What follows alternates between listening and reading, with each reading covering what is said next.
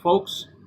You'll recall that 2 videos ago I made this hardy tool, this radius hardy tool, and originally I wanted to make a bottom swage for my hardy hole, but I changed directions for a few reasons that I pointed out in that video. So what I would like to do today is to get on to making that bottom swage. So for that I have this chunk of mild steel, which just should be a lot easier to use to make this. Plus, I plan to do this in an even more simple way, incorporating some cold work, which will reduce the number of heats that I have to take. So my hardy hole is 3/4 square.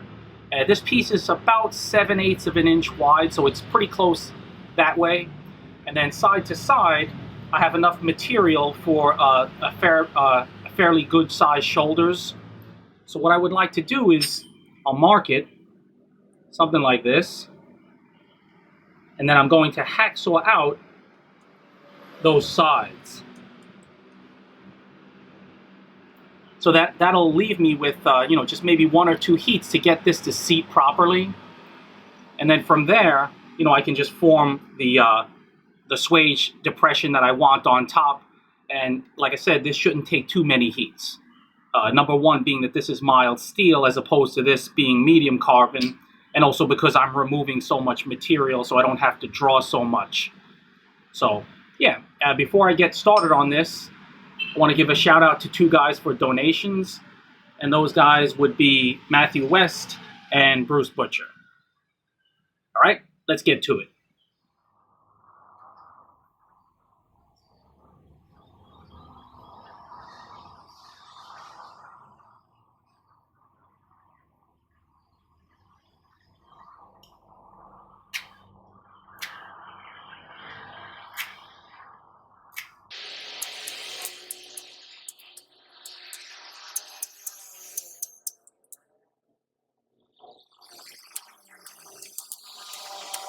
Once again, the background noise sped up like this sounds like there's an Indy car race going on in the background.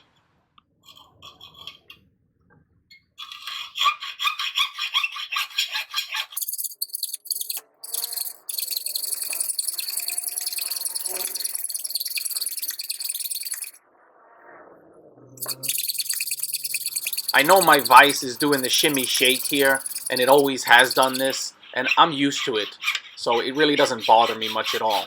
In fact, I'm actually able to work with it and cut a little bit faster with it going back and forth, if that makes any sense.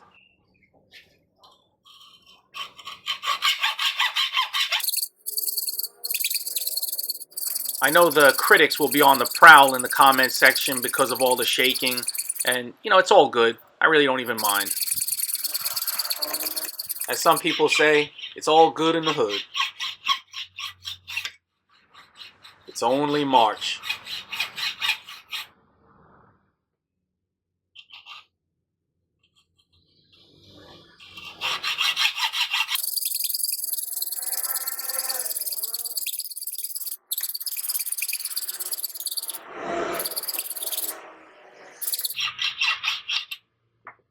Honestly, I'm pretty handy with a hacksaw, but you definitely need to have a good bimetal blade to cut well.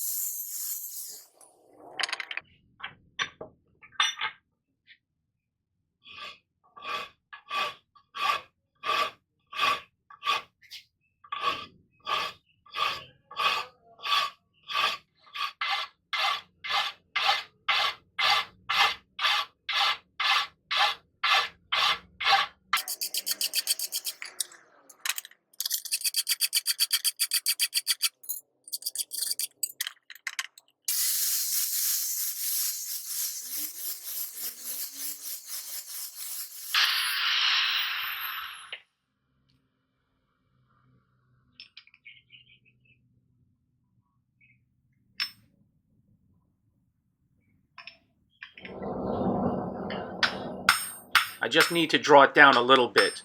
The thickness of this piece is just a little too much for this pair of tongs, and that can be a little bit frustrating.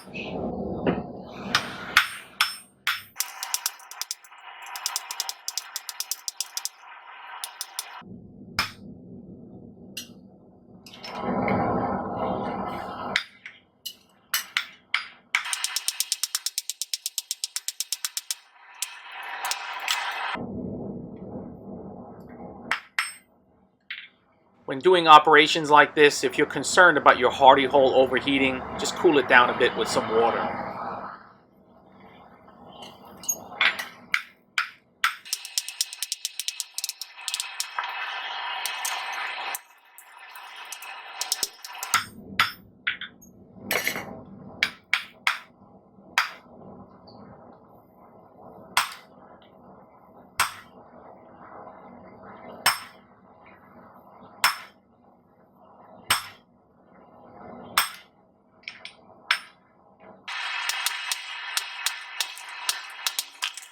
Once you've got the groove started, from here on out it's pretty straightforward, or as they say, it ain't no thing but a chicken wing.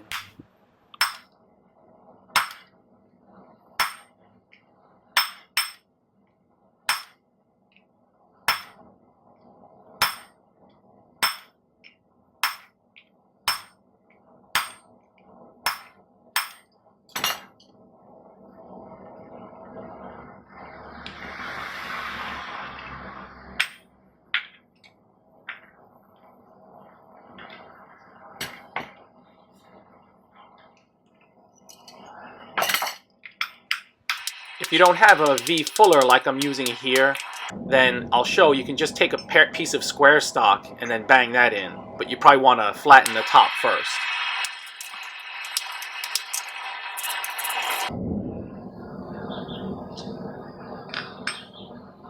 There's a lot of uses for a small swage like this one.